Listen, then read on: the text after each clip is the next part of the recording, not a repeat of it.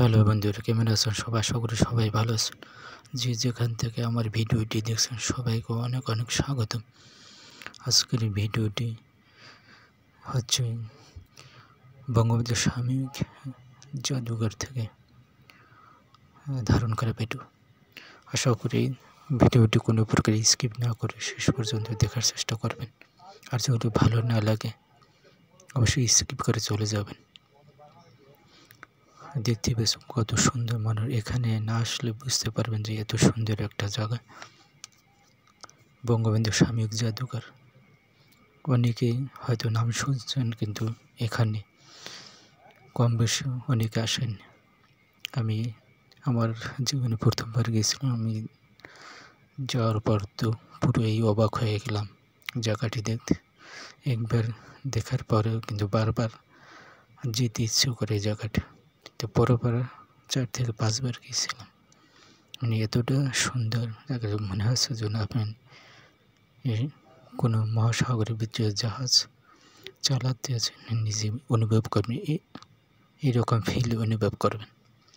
তাই যারা এখনও এই জায়গাটাতে যান নাই, তা ঢাকা আসলে অবশ্যই একবার হলে এই জায়গাটি পরিদর্শন করে আসবেন। সবার কাছে একটা রিকোয়েস্ট থাকবে, যদি ভিডিওটি ভালো লাগবে অবশ্যই একটা লাইক, কমেন্ট এবং শেয়ার দিয়ে পাশে থাকবেন। বর্তমানে যে জাহাজটি দেখতেছেন এটা কিন্তু সাময়িক জাদুঘরের ভিতর। আপনি এই জায়গায় দাঁড়ালে মনে হবে যেন আপনি সমুদ্রের ভিতরে, উনি নিজেই নাবিক, জাহাজ পরিচালনা করতেছেন। এবার এই ধরনের অনুভব,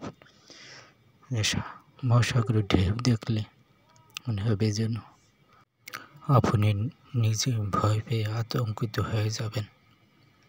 তবে এইরকম আরও সুন্দর সুন্দর দৃশ্য দেখার জন্য আপনি একবার হলেও বঙ্গবন্ধু সাময়িক জাদুঘর থেকে ঘুরে আসতে পারেন আপনার ফ্যামিলিকে নিয়ে।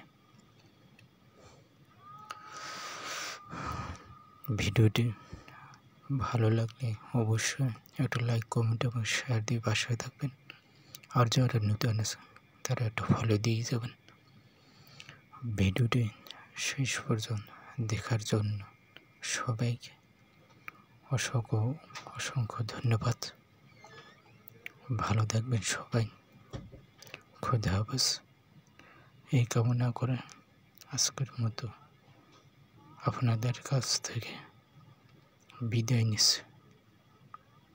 খোদা হাফেজ।